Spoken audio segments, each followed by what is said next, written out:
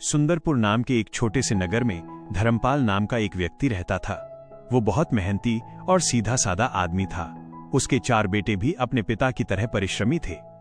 धर्मपाल की पत्नी का कई साल पहले देहांत हो चुका था। चारों बेटे और धर्मपाल नगर के किले में रहने वाले राजा जयवर्धन के यहाँ काम करते थे। राजा उन्हें दिन भर की मेहनत के बदले रोज केवल 5 सेर बाजरे के दाने देकर विदा कर देता था। घर आकर वे लोग स्वयं भोजन बनाते थे, लेकिन इतने कम अनाज में उनके परिवार का गुजारा नहीं हो पाता था। अक्सर ऐसा होता कि सब लोग अधपेट ही सो जाते और भूख के कारण रात भर करवटें बदलते रहते। कई बार धर्मपाल के मन में ये विचार भी आता कि वो राजा की नौकरी छोड़ दे, लेकिन फिर डर जाता। उसे लगता कि यदि उसने नौकरी छोड़ दी और किसी दूसरे नगर में जाकर काम किया तो राजा उसे खोजकर वापस बुलवा लेगा और फिर पूरे परिवार को कड़ी सजा दिलवा देगा। यही सोचकर वो अपने मन को समझा लेता और काम पर जाता रहता। एक दिन धर्मपाल रसोई में मिट्टी के चूल्हे में आग सुलगा रहा था और बाजरे की रोटी बनाने की तैयारी कर रहा था। उसी समय पड़ोस में रहने वाली एक बूढ़ी औरत सरजू काकी वहां आ पहुंची। उसने देखा कि धर्मपाल खुद झुककर चूल्हा फूंक रहा है तो वो बोली, अरे धर्मपाल, तेरे इतने जवान बेटे हैं और तू अभी भी खुद चूल्हे के सामने झुका रहता है। तू अपने बड़े बेटे की शादी क्यों नहीं कर देता? घर में बहू आ जाएगी तो कम से कम तुझे चूल्हे पर तो नहीं झुकना पड़ेगा। सरजू काकी को शायद ये मालूम नहीं था कि धर्मपाल के बड़े बेटे गोपीनाथ की शादी 2 साल पहले ही हो चुकी थी। धर्मपाल ने धीरे से कहा, काकी, गोपीनाथ की शादी को 2 साल हो चुके हैं। लेकिन इतना कहकर वो चुप हो गया और चूल्हे में फूंक मारने लगा।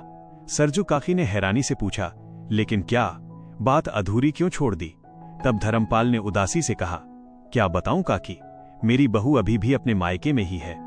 सरजू काकी ने आश्चर्य से पूछा, मायके में क्यों? उसे घर क्यों नहीं लाते?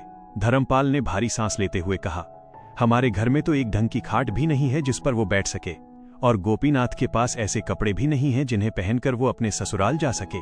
सरजू काकी हंसते हुए बोली, अरे बस इतनी सी बात? मैं तो समझी कोई बड़ी मुसीबत है। तू चिंता मत कर, मैं अभी कपड़े लाकर देती हूँ, तू अपने बेटे को भेज दे। ये कहकर वो अपने घर चली गई और थोड़ी देर बाद साफ सुथरे कपड़े लेकर आ गई। धर्मपाल ने वे कपड़े अपने बेटे गोपीनाथ को दिए और उसे ससुराल जाकर अपनी पत्नी को लाने के लिए भेज दिया।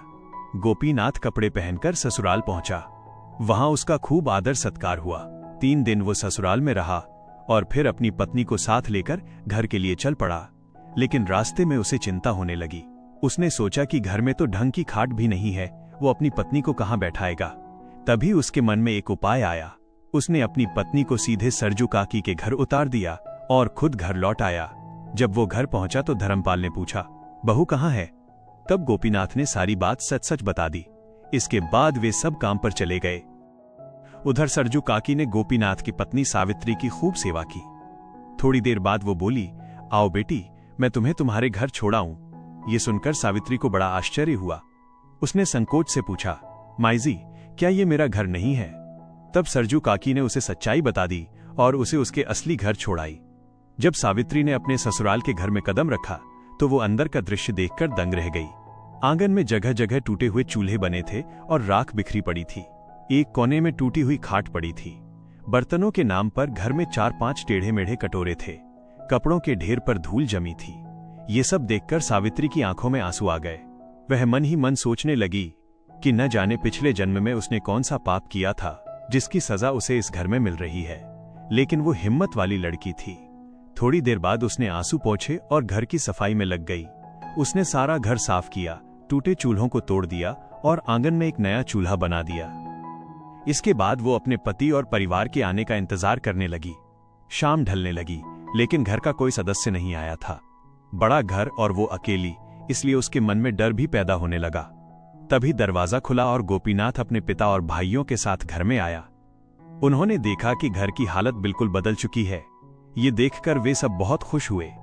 लेकिन जब धर्मपाल की नजर चूल्हों की जगह बने एक चूल्हे पे पड़ी तो वो बोला, बहू, ये तूने क्या किया? सारे चूल्हे क्यों तोड़ दिए? अब हम खाना कहां बनाएंगे? सावित्री मुस्कुराकर बोली, बाबा, अब इस घर में एक ही चूल्हा जलेगा और हम सब लोग एक साथ बैठकर खाना खाएंगे। धर्मपाल ने सिर हिलाकर कहा, ठीक है बहू, जैसी तेरी मर्जी। फिर धर्मपाल ने राजा से मिले बाजरे के दाने बहू के सामने रख दिए। इतने कम अनाज को देखकर सावित्री ने पूछा, क्या राजा आपको रोज केवल इतना ही देता है? धर्मपाल बोला, हाँ बेटी, राजा जो देता है वही हम लेकर आ जाते हैं। सावित्री कुछ देर सोचती रही और फिर बोली, आप लोग राजा से कहिए कि इतनी मेहनत के बदले 3 गुना बाजरा देंगे तभी काम करेंगे। ये सुनकर सब डर गए, लेकिन अगले दिन उन्होंने साहस करके राजा से यही बात कह दी। आश्चर्य की बात यह हुई कि राजा ने बिना कुछ कहे उन्हें 3 गुना बाजरा दे दिया। सावित्री ने उस अनाज से भोजन बनाया और थोड़ा थोड़ा बचाकर रखने लगी। 1 महीना तक उसने ऐसा ही किया और घर में काफी अनाज जमा हो गया। फिर उसने कहा कि अब वे लोग राजा के यहाँ काम करने न जाएं और बाजार में अनाज बेचने की छोटी सी दुकान खोल लें। धर्मपाल ने उसकी बात मान ली। धीरे धीरे उनकी दुकान चल निकली और घर की हालत सुधरने लगी। एक दिन सावित्री ने अपने ससुर से कहा, पिताजी, आप रोज घर खाली हाथ आते हैं, रास्ते में जो भी चीज मिले उसे उठा लाया कीजिए। धर्मपाल ने ये बात गांठ बांध ली। अब वो रोज कुछ न कुछ उठाकर घर लाने लगा। एक दिन उसे रास्ते में कुछ नहीं मिला। तभी उसकी नजर रास्ते के किनारे पड़े मरे हुए सांप पर पड़ी। उसने उसे लकड़ी से उठाया और घर ले आया। सावित्री ने देखा तो बोली, अरे पिताजी, ये क्या उठा लाए? खैर, अब ले ही आए हैं तो इसे छत पर फेंक दीजिए। धर्मपाल ने सांप को छत पर फेंक दिया। उसी समय संयोग से एक बाज उड़ता हुआ जा रहा था और उसकी चोंच में रानी का सोने का बाजूबंद था। उसने छत पर सांप देखा तो वो नीचे उतरा और बाजूबंद वहीं गिराकर सांप को उठाकर उड़ गया। दोपहर में जब सावित्री छत पर कपड़े सुखाने गई तो उसने चमकता हुआ सोने का बाजूबंद देखा और हैरान रह गई। उसने उसे उठाकर संदूक में रख दिया। उसी दिन नगर में घोषणा हुई कि रानी का सोने का बाजूबंद बाज लेकर उड़ गया है और जो उसे ढूंढ कर लाएगा उसे राजा से बड़ा इनाम मिलेगा। सावित्री ने ये बात सुनी, लेकिन किसी से कुछ नहीं कहा। नगर के सभी लोगों की जुबान पर रानी के बाजूबंद की चर्चा थी, लेकिन बाजूबंद अभी तक मिला नहीं था। अगले दिन राजा ने पुनः नगर में ऐलान कराया कि रानी का बाजूबंद अभी तक किसी ने दरबार में नहीं पहुंचाया है। किसी को यदि बाजूबंद के बारे में पता हो तो वो तुरंत दरबार में आकर निडरता से राजा को बताएं। ये ऐलान भी गोपीनाथ की बहू ने सुना। फिर जब शाम को उसके पति, ससुर और देवर सब घर में आए तो बहू ने जिक्र किया कि क्या वास्तव में रानी का बाजूबंद बाज लेकर उड़ गई है या ये राजा की कोई चाल है। बहू की बात सुनकर धर्मपाल ने कहा, नहीं नहीं बहू, राजा इतना छोटा नहीं है, हम उसे जानते हैं, वो झूठ नहीं बोल रहे, बाजूबंद वास्तव में बाज ले उड़ा है। और फिर राजा को उसके पुरोहितों ने बताया है कि बाजूबंद किसी की छत पर है। नहीं पिताजी, पुरोहित झूठ बोलते हैं, बाजूबंद राजा के महल के पीछे कूड़े के ढेर में दबा हुआ मिलेगा, बहू ने बड़ी चालाकी से कहा। धर्मपाल ने उत्सुकतावश पूछा, तुम्हें कैसे मालूम बेटी कि बाजूबंद कूड़े में मिलेगा? फिर बहू बोली, पिताजी, कुछ बातें ऐसी होती हैं जिन पर बहस करने से कोई फायदा नहीं होता। आप मेरी बात मानो, राजा के दरबार में झूठ मूठ की पोथी पन्ना लेकर जाओ और जैसा मैं कहती हूं वैसी सूचना राजा को दे दो। बहू, ये तुम क्या कह रही हो? धर्मपाल को डर था, अगर वहां बाजूबंद नहीं मिला तो राजा उसकी गर्दन उड़ा देगा। नहीं नहीं, मैं नहीं जाऊंगा। पिताजी, मैं जो कुछ कह रही हूं बिल्कुल सच कह रही हूं, आप वैसा ही करें जैसा मैं आपसे कह रही हूं, आपको कुछ नहीं होगा। बहू ने अपने ससुर को खूब समझाया। फिर धर्मपाल ने बहू की बात मान ली और एक कागजों की पोथी लेकर वो राजा के दरबार में पहुंचा। वहां उसने निडर होकर झूठ मूठ की पोथी राजा के सामने खोली और उसमें देखकर वही वही बातें अपने मुंह से कहीं जो उसकी बहू ने उसे समझाई थी। इधर बहू उस बाजूबंद को राजा के महल के पीछे कूड़े में दबा आई। धर्मपाल की बात सुनकर राजा ने अपने सिपाहियों को महल के पीछे कूड़े के ढेर में बाजूबंद ढूंढने का आदेश दिया। सिपाहियों को बाजूबंद मिल गया। बाजूबंद दरबार में लाया गया। उसे देखकर राजा के साथ साथ सारा राज्य धर्मपाल की भविष्यवाणी को मान गए। वे नहीं जानते थे कि एक अनपढ़ आदमी इतना बड़ा विद्वान हो सकता है। राजा ने उससे कहा, धर्मपाल, हम तुम्हारे काम से बहुत खुश हैं। अब तुम हमसे जो कुछ मांगना चाहते हो मांग लो। अन्नदाता, मैं आपसे क्या मांग सकता हूं? मेरी तो आपके सामने जुबान भी नहीं खुलती। मैंने तो हुजूर अपने कर्तव्य का पालन किया है। धर्मपाल राजा के सामने हाथ जोड़कर खड़ा हो गया। ऐसा कैसे हो सकता है? तुम्हें कुछ न कुछ तो अवश्य ही मांगना होगा। राजा ने दोबारा धर्मपाल से आग्रह किया। राजा की बात सुनकर धर्मपाल बोला, सरकार, मेरे बेटे तो बहुत मूर्ख हैं।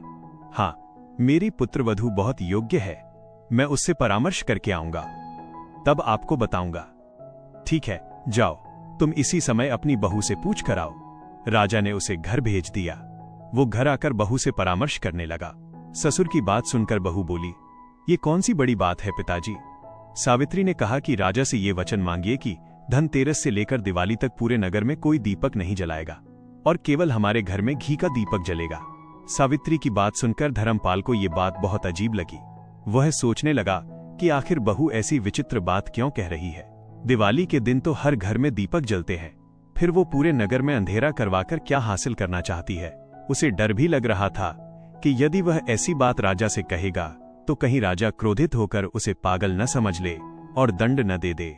उसने बहू से कहा, बेटी, मुझे तो तेरी बात कुछ समझ में नहीं आ रही। दिवाली पर पूरे नगर में अंधेरा करवाना कोई छोटी बात नहीं है। अगर राजा नाराज हो गया तो मेरा क्या होगा। लेकिन सावित्री ने बड़े विश्वास के साथ कहा, पिताजी, आप चिंता मत कीजिए, जैसा मैं कह रही हूं वैसा ही करिए। राजा आपको कुछ नहीं कहेंगे, आप बस उनसे वही वचन मांग लीजिए।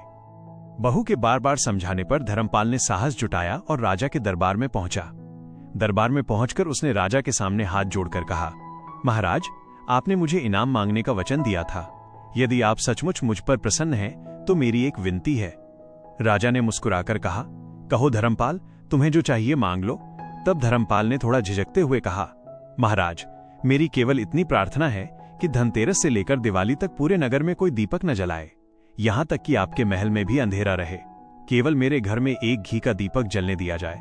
ये सुनकर दरबार में बैठे सभी लोग एक दूसरे का मुंह देखने लगे। उन्हें लगा कि धर्मपाल शायद पागल हो गया है। राजा ने भी आश्चर्य से पूछा, धर्मपाल, ये कैसी अजीब मांग है। दिवाली पर तो हर घर में दीपक जलता है, पूरे नगर में अंधेरा करके तुम्हें क्या मिलेगा। लेकिन धर्मपाल अपनी बात पर अड़ा रहा। उसने कहा, महाराज, मैं आपसे और कुछ नहीं मांगूंगा। यदि आप सच में मुझसे प्रसन्न हैं तो बस मेरी यही इच्छा पूरी कर दीजिए। राजा ने कुछ देर सोचा। उसने धर्मपाल को वचन दिया था, इसलिए उसे अपनी बात निभानी पड़ी। उसी दिन पूरे नगर में घोषणा करवा दी गई कि आने वाली दिवाली पर धनतेरस से लेकर दिवाली तक पूरे नगर में कोई दीपक नहीं जलाएगा। यदि किसी ने ये आदेश नहीं माना तो उसे कड़ी सजा दी जाएगी। राजा का आदेश सुनकर पूरे नगर में हलचल मच गई। लोग आपस में बातें करने लगे कि ये कैसा अजीब आदेश है। कुछ लोग राजा को कोसने लगे और कुछ धर्मपाल को दोष देने लगे कि उसी की वजह से यह सब हो रहा है। लेकिन राजा के आदेश का उल्लंघन करने की हिम्मत किसी में नहीं थी। धीरे धीरे धनतेरस का दिन भी आ गया। लोगों ने डर के मारे अपने घरों में दीपक नहीं जलाए। पूरा नगर अंधेरे में डूबा हुआ था। केवल धर्मपाल के घर में घी का दीपक जल रहा था। दिवाली का दिन भी आ गया। उस रात माता लक्ष्मी अपने वाहन पर बैठकर नगर में घूमने निकली। उनके साथ रिद्धि और सिद्धि भी थीं। लक्ष्मी जी ने चारों ओर देखा तो उन्हें आश्चर्य हुआ कि पूरे नगर में घोर अंधेरा छाया हुआ है। उन्होंने रिद्धि सिद्धि से पूछा, आज तो दिवाली का पर्व है, फिर भी इस नगर में किसी ने दीपक क्यों नहीं जलाया। तब रिद्धि सिद्धि ने उन्हें राजा के आदेश की पूरी बात बता दी। यह सुनकर लक्ष्मी जी बहुत निराश हुईं। वे अंधेरे में नहीं रुकती थीं, वे हमेशा प्रकाश की ओर जाती थीं। इसलिए वे उजाले की तलाश में इधर उधर घूमने लगीं। कुछ देर बाद उन्हें दूर एक घर में दीपक जलता हुआ दिखाई दिया। वो धर्मपाल का घर था। लक्ष्मी जी तुरंत उसी घर में प्रवेश कर गईं और वहां अपना आसन जमा लिया। उस समय घर के सभी लोग सो चुके थे, केवल सावित्री ही जाग रही थी। थोड़ी देर बाद उसकी भी आंख लग गई। जब सुबह उसकी नींद खुली तो उसने देखा कि उनका टूटा फूटा घर अब वैसा नहीं रहा। जहां पहले मिट्टी की दीवारें और टूटी खाटें थीं, वहां अब एक सुंदर और भव्य मकान खड़ा था। घर के अंदर हर तरह की सुख सुविधाएं थीं। ये सब देखकर सावित्री की आंखें आश्चर्य से फैल गईं। उसने तुरंत अपने पति, ससुर और देवरों को जगाया। जब सब लोग उठे तो अपने घर की बदली हुई हालत देखकर हैरान रह गए। उन्हें समझ ही नहीं आ रहा था कि रात भर में यह चमत्कार कैसे हो गया। तभी उनके सामने माता लक्ष्मी प्रकट हुईं। उन्होंने मुस्कुराते हुए कहा, अब तुम्हारी गरीबी के दिन समाप्त हो गए हैं। दिवाली की रात मैंने पूरे नगर में अंधेरा देखा और केवल तुम्हारे घर में दीपक जलता पाया, इसलिए मैं इसी घर में आकर बस गई हूं।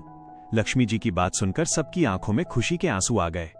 धर्मपाल को तब समझ में आया कि उसकी बहू ने इतनी अजीब मांग क्यों रखवाई थी। सुबह होते ही सावित्री ने अपने ससुर से कहा, पिताजी, अब आपको राजा के दरबार में जाना चाहिए। राजा को भी समझाना होगा ताकि वो नाराज न हो। धर्मपाल पहले तो डर रहा था, लेकिन बहू के कहने पर वो दरबार में पहुंचा। वहां जाकर उसने राजा से कहा, महाराज, मैंने नगर में अंधेरा इसलिए करवाया था क्योंकि ज्योतिष के अनुसार राज्य पर एक बड़ी विपत्ति आने वाली थी। यदि उन दिनों दीपक जलते तो वह विपत्ति पूरे राज्य को घेर लेती, लेकिन अंधेरा रहने के कारण वो टल गई। ये सुनकर राजा बहुत प्रसन्न हुआ। उसने सोचा कि धर्मपाल वास्तव में बहुत बुद्धिमान व्यक्ति है, जिसने राज्य को संकट से बचा लिया। राजा ने उसे बहुत सारा धन और उपहार देकर सम्मान पूर्वक विदा किया। इस तरह सावित्री की बुद्धिमानी और सूझबूझ से धर्मपाल का पूरा परिवार सुख और समृद्धि से भर गया। वे सब लोग खुशी खुशी अपना जीवन बिताने लगे। तो दोस्तों, इस कहानी से हमें यही सीख मिलती है कि परिवार में बहुत सारे लोगों का होना उतना महत्वपूर्ण नहीं होता जितना कि उनमें से किसी एक का बुद्धिमान होना। यदि परिवार में एक भी समझदार व्यक्ति हो तो वह अपनी समझदारी और सूझबूझ से पूरे परिवार की किस्मत बदल सकता है। ठीक उसी तरह जैसे सावित्री ने अपनी बुद्धिमानी से धर्मपाल के पूरे परिवार की जिंदगी बदल दी। धन्यवाद।